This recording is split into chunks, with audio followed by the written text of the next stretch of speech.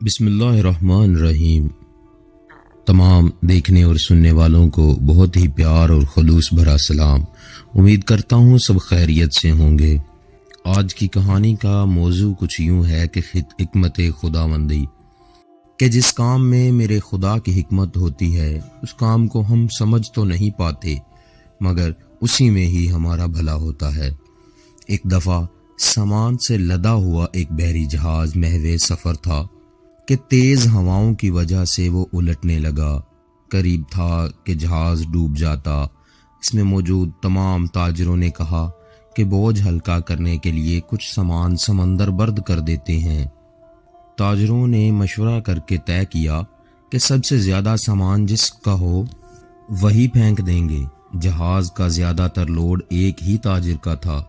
उसने एतराज़ किया कि सिर्फ मेरा सामान क्यों, सबके सामान में से थोड़ा थोड़ा फेंक देते हैं। उन्होंने ज़बरदस्ती उस नए ताजिर को सामान समेत समंदर में फेंक दिया। कुदरत की शान के समंदर की मौजें उसके साथ खेलने लगीं। उसे अपनी हलाकत का यकीन हो गया था। इन्हीं लहरों में गोते खाते हुए वो बेहोश हो गया। जब होश आया तो क्या देखता है कि लहरों ने उसे साहिल पर फेंक दिया है और वो जिंदा बच गया और सांसें चल रही हैं। और ये जगह एक गैर आबाद जजीरा था। जान बचने पर उसने रब का शुक्र अदा किया, अपनी सांसें बहाल की और वहाँ पड़ी लकड़ियों को जमा करके सर छुपाने के लिए एक झोंपड़ी सी बनाई। अगले रोज़ उसे कुछ खरगोश भी नजर आए। उनका शिकार करके गुजर बसर करता रहा। एक दिन ऐसा हुआ कि वो खाना पका रहा था कि उसकी झोंपड़ी को आग लग गई। उसने बहुत कोशिश की मगर आग पर काबू ना पा सका। उसने जोर जोर से पुकारना शुरू किया और अपने रब से गिला करने लगा कि तूने मुझे समंदर में फेंक दिया, मेरा सारा सामान गर्क हो गया। अब यही झोंपड़ी थी मेरा कुल कायनात, इसे भी जलाकर राख कर दिया। अब मैं क्या करूँगा, कैसे जीऊँगा? ये शिकवा करके वो खाली पेट सो गया। सुबह जागा तो अजीब मंजर नजर आया।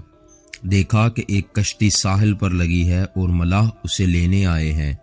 उसने मलाहों से पूछा कि तुम्हें मेरे बारे में कैसे पता चला? उन्होंने जो जवाब दिया उससे ताजिर हैरान रह गया। मलाहों ने कहा कि हमें पता था ये जजीरा गैराबाद है, यहाँ कोई आने जाने वाला नहीं है, लेकिन दूर से धुआं उठता नजर आया तो समझे शायद कोई यहाँ फंसा हुआ है जिसे बचाना चाहिए, इसलिए हम तुम्हारे पास आए। फिर ताजर ने अपना पूरा किस्सा सुनाया तो मलाहों ने ये कहकर उसे मजीद हैरान कर दिया कि जिस जहाज से तुम्हें समंदर में फेंका गया वो आगे जाकर गर्क हो गया और उसमें कोई भी ताजिर जिंदा न बच सका। ये सुनकर ताजिर सजदे में गिर गया, रब का शुक्र अदा करने लगा और कहा कि पाक है वो ज़ात जिसने मुझे बचाने के लिए ताजरों के हाथों समुंदर में फेंकवाया। अपने बंदों के बारे में वही ज़्यादा जानने वाला है। हालात जितने भी सख्त हो जाएं, अल्लाह की रहमत से मायूस ना हो।